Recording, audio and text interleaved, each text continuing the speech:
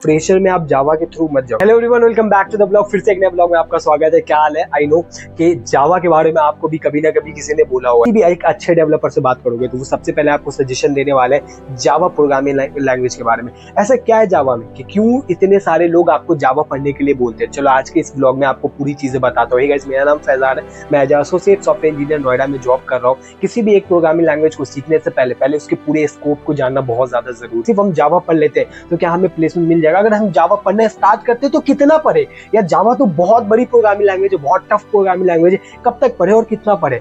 तो देखो, सबसे पहली बात है कि मैं आपको ना इन सारे डाउट को सॉल्व करने वाला हूँ और लास्ट में ये भी बताने वाला हूँ कि लिटरली आपको कहाँ तक पढ़ना चाहिए और कौन से प्रोजेक्ट बनाने चाहिए। प्रोग्रामिंग लैंग्वेज को स्टार्ट करने से पहले आपको तीन चीजें पता होनी बहुत ज्यादा जरूरी है। सबसे पहली होने वाली है कि हमारी कोई भी प्रोग्रामिंग लैंग्वेज वो तीन तरीके की होती है। एक low level of programming language जिसे हम बाइनरी प्रोग्रामिंग लैंग्वेज कहते हैं। बाइनरी प्रोग्रामिंग लैंग्वेज आप पहले से जानते होंगे 0 और 1 के फॉर्मेट में होता है, जैसे कि ह्यूमन रिसोर्स का डायरेक्ट कम्युनिकेशन करना बाइनरी लैंग्वेज में बहुत ज्यादा डिफिकल्ट होता है। अबेकस, कैलकुलेटर वगैरह के बारे में आपने सुना ही होगा। तो बाइनरी प्रोग्रामिंग लैंग्वेज के में डायरेक्ट इंसान को कम्युनिकेट करना बहुत ज्यादा मुश्किल होता है। सेकंड आता है असेंबली प्रोग्रामिंग लैंग्वेज, जिसे mid level of programming languages भी कहते हैं। अब असेंबली प्रोग्रामिंग लैंग्वेज एक ऐसा प्रोग्रामिंग लैंग्वेज होता है भाई जिसमें कि थोड़े इंग्लिश के वर्डिंग ऐड कर दिए जाते हैं, लाइक ऐड हो गया, सबट्रैक्ट हो गया, कॉन्कैट हो गया। तो इससे एक प्रोग्रामर कम्युनिकेट कर सकता है असेंबली प्रोग्रामिंग लैंग्वेज से, और वो हमें थर्ड मतलब मानो कि वो कन्वर्ट करेगा बाइनरी प्रोग्रामिंग लैंग्वेज में, और बाइनरी के बाद हमें आउटपुट मिलने वाला है। तीसरे प्रोग्रामिंग लैंग्वेज में जो होता है high level of programming language. Maximum जो प्रोग्रामर होते हैं उन्हें ये तक नहीं पता होता कि high level of programming language दो तरीके के होते हैं। कितने तरीके के? दो तरीके के होते हैं। इसे याद कर लेना भाई, क्यों? क्योंकि आपको बहुत ही ज्यादा इंपॉर्टेंट है इन चीजों को इंटरव्यूज में बहुत ज्यादा। अब high level of programming language दो तरीके के होते हैं। एक होता है प्रोसीजर ओरिएंटेड प्रोग्रामिंग लैंग्वेज, एक होता है object oriented programming. Procedure oriented programming language ऐसे प्रोग्रामिंग लैंग्वेज जैसे कि सी क्या है? Procedure oriented language. इसमें ना ही क्लास एंड ऑब्जेक्ट का कंसेप्ट है, ये सिंपल एक प्रोग्रामिंग लैंग्वेज होता है। बहुत ही मिनिमम यूज है मार्केट में। लाइक हम एक लिफ्ट की बात कर दें तो लिफ्ट बार बार माइग्रेट नहीं होता, वो एक ही प्रोग्रामिंग पर चल रहा होता है। उसमें किसी भी एक्स्ट्रा मेंटालिटी, किसी भी एआई की या कोडिंग की जरूरत नहीं होती है। तो ये एक सी प्रोग्रामिंग लैंग्वेज से लिखा जाता है, तो ये बहुत ही बेसिक है, मतलब इसका कोई यूज बहुत ही कम होता है आज के टाइम में। लिफ्ट वगैरह में भी अगर हाई लेवल की लिफ्ट अगर हम बात करें बुर्ज खलीफा के लिफ्ट की, तो उसमें जो है ना पाइथन की साइड कोडिंग यूज की जाती है।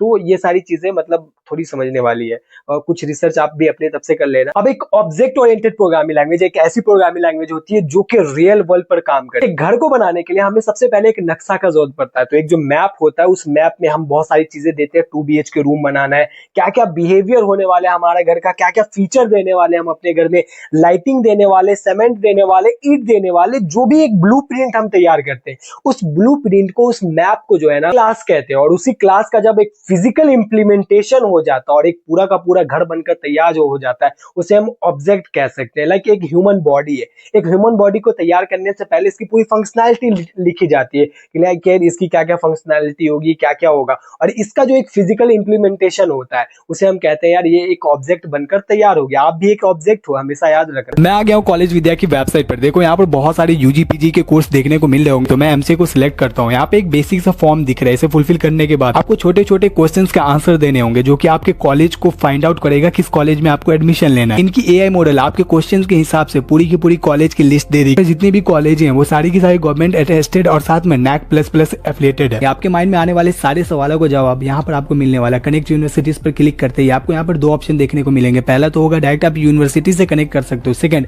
आप कॉलेज विद्या के एक्सपर्ट से बात कर सकते हो। देखो कॉलेज विद्या के एडमिशन से लेकर प्लेसमेंट तक पूरी की पूरी सपोर्ट देने वाले हैं। यहाँ पर आपको एक और ऑप्शन मिलता है ऐड टू कंपेयर का। यहाँ पर आपको 30+ पैरामीटर के हिसाब से आप कंपेरिजन कर सकते हो यूनिवर्सिटी को। तो like placement, affiliation, admission, fees, सारी चीजों को आप कंपेयर करने के बाद आप आगे बढ़ोगे। Most important point, college Vidya आपको EMI ऑप्शन प्रोवाइड करता है, और साथ में they also provide you placement support services and online career booster programme, जो सिर्फ और सिर्फ 6,999 रुपए में मिलता है। अगर आप एडमिशन लेते हो तो ये फीस आपको नहीं लगने वाली है। किसी भी यूनिवर्सिटीज में एडमिशन लेते हो तो आपको 10,000 तक की सब्सिडी मिलने वाली है। इनकी खुद की जॉब पोर्टल है। आपके एडमिशन लेने के एक दिन बाद आपका जॉब पोर्टल ओपन हो जाएगा, जहां से आप हजारों जॉब में अप्लाई कर सकते हैं।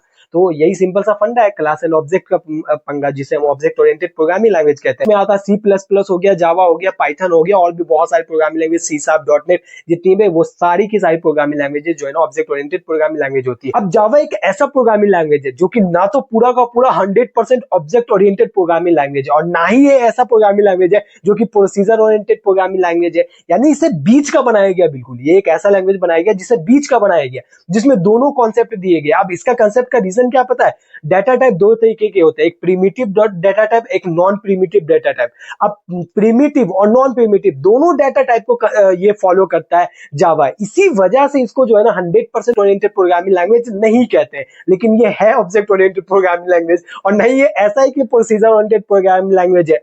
तो यार यहाँ पे बहुत ही बड़ा कंफ्यूजन क्रिएट हो जाता है लोगों के लिए कि लाइक यार जावा एक्चुअली में है क्या। जावा इसी वजह से अपने आप में बहुत ज्यादा पॉपुलर है। आप देखो जावा के अंदर एक कंसेप्ट नहीं होता है, जो कि कंसेप्ट होता है सी सी प्लस प्लस में आपको पढ़ने मिलेगा पॉइंटर्स का, लेकिन इसके अंदर पॉइंटर्स नहीं होते। क्यों? क्योंकि इससे बड़ा बड़ा कंसेप्ट इसके अंदर ऑलरेडी एग्जिस्टिंग हो। जावा को 1995 में जेम्स गॉसलिन ने सन माइक्रोसिस्टम एक कंपनी है उसके अंदर बैठकर इसे रिलीज किया था 1995। आपको बेसिक से स्टार्ट कर उप्स तक पूरा का पूरा जावा का कंसेप्ट को क्लियर करना है। जब आप इतना क्लियर कर लोगे तो आपके माइंड का बहुत ही एक अच्छा खासा खुल जाएगा, जिसके अंदर आपको बहुत ही अच्छे से गौर करना, अपकास्टिंग पर, डाउनकास्टिंग पर, आपको एरे पर बहुत अच्छे से ध्यान देना है। इसके अंदर आपको स्ट्रिंग के ऊपर बहुत अच्छे से ध्यान देना है, exception handling, multi threading, tag, Q list, कुछ ऐसे 10 टॉपिक्स है जिनको कि आप अगर आप पढ़ लेते हो तो आपको बेसिक कोर जावा में एक्स्ट्रा कुछ भी पढ़ने की जरूरत नहीं है। जब इतना आपका कंप्लीट हो जाता है तो इसके बाद आपको एडवांस जावा में मूव करना है। एडवांस जावा को पढ़ने के लिए मुश्किल से आपको 40 दिन का टाइम लगेगा, जिसमें कि आपको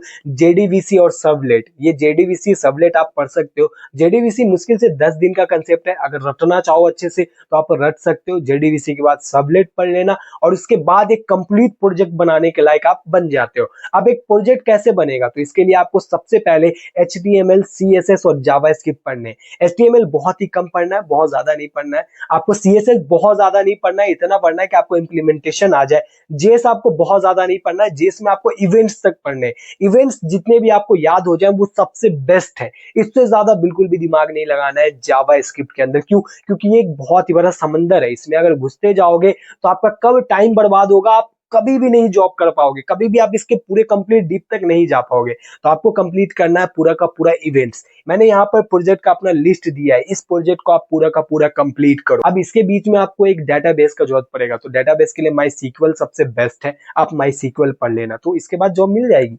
यानी आपने तो बग दिया है कि लाइक ये कर लो ये कर लो, क्या ये आसान है करना? बिल्कुल भी आसान नहीं है। इसके लिए आपको 3 महीने का टारगेट लेना पड़ेगा। अभी भी जो है ना जावा की तरफ मूव मत करो स्टार्टिंग के टाइम में। देखो अभी स्टार्टिंग में क्या होगा ना कि आपके माइंड पे इतना ज्यादा अगर प्रेशर पड़ गया जावा का, तो आप बहुत सी चीजों को मिस करते जाओगे, और आप एक साथ 5-5, 6-6 प्रोग्रामिंग लैंग्वेज नहीं संभाल सकते शुरू में। तो आपको किसी एक डोमेन में जाना चाहिए। तो मेरा जो बेस्ट प्रेफरेंस होगा कि देखो लोगों का कहना अलग है, जावा जावा जावा जावा, अगर आपको समझ में आ रहा है कि आप 3 महीनों में इन सारी चीजों को कर पाओगे तो आप करो, वरना मैं कहना चाहूंगा कि आप यूआई में चले जाओ। अब देखो आज के टाइम में यूआई में लिटरली बहुत ज्यादा जॉब है। इसका सबसे बड़ा रीजन ये कि यूआई फिग्मा के हिसाब से डिजाइन किया जाता है, और फिग्मा क्या है ना कि वो एक designer UI UX designer create करता है, और उसको कभी भी एक एआई अपने तरीके से नहीं क्रिएट कर सकता, कुछ ना कुछ बग्स वो छोड़ ही देता है एआई। तो आपका वहां पर यूज ये होगा कि आप पूरा का पूरा एक यूआई को क्रिएट करना सीख जाओगे। तो मेरा बेस्ट प्रेफरेंस रहेगा कि कभी भी आप इस तरफ मत जाओ। लाइक आपको अगर किसी ने बोला है कि जावा के थ्रू आप जाओ, तो मैं कहूंगा कि फ्रेशर में आप जावा के थ्रू मत जाओ। क्यों? क्योंकि जावा में ना जॉब लिटरली मिलना बहुत ज्यादा कॉम्प्लिकेटेड होता है। क्यों? क्योंकि आपको जावा में कभी भी क्वेश्चन एक जगह से नहीं पूछे जाएंगे, आपको जावा के अंदर क्वेश्चन पूछे जाते हैं मल्टीपल चीजों से। आप जावा को गो थ्रू ना कर कर आप यहाँ पर रिएक्ट और एंगुलर में मूव कर सकते हो। तो रिएक्ट और एंगुलर एक यूआई का पूरा एक बहुत ही अच्छा कंसेप्ट है, और बहुत ही अच्छा मर्न स्टैक, एक बहुत ही बेस्ट फील लगता है मुझे आज के टाइम में कि एक मर्न स्टैक डेवलपर की जो सैलरी स्टार्ट होती है वो 5 to 6 लाख तक शुरू से भी स्टार्ट होती है। इसके अलावा वो बहुत ही ऊपर जाती है। यहाँ तक कि आपने अगर HTML, CSS और अगर JS सीख लिया है, इससे आपने 5 से 6 प्रोजेक्ट कर लिए, तो आप बहुत ही अच्छा जॉब भी ले सकते हो। तो क्यों हमें जावा में जाना है? अगर हमारे पास बहुत टाइम है, अगर हम सेकंड ईयर में थर्ड ईयर में है, तो फिर हम जावा की तरफ अगर जाते हैं तो ये आपको जॉब अच्छा दिला सकता है आफ्टर बीसीए। ये जो क्वेश्चन बन रहे होंगे टेक्निकल, वो बहुत ही अपर लेवल के होंगे, यानी बहुत ही टफ लेवल का होगा। लेकिन वहीं अगर यूआई की बात करेंगे तो इंटरव्यू में आपको एक सिंपल सा फिग्मा दिया जाता है और कहा जाता है इस फिग्मा को डिजाइन कर हमें दे दो। तो ये बहुत ही अच्छा और सस्ता कंसेप्ट मुझे लगता है कि यार आप जल्दी जॉब में घुस सकते हो। लाइक यार अगर आपको इसका नॉलेज अच्छा है ना यूआई का, तो आप लिटरली यूआई डेवलपर बन सकते हो और यूआई डेवलपर से आप मूव कर सकते हो और भी किसी चीजों में। तो मेरा ये सजेशन रहेगा जावा की तरफ ना जाकर आप वन स्टैक में जाओ। This is the best place, यानी यार वन स्टैक बेस्ट प्लेस है जावा के कंपेरिजन में।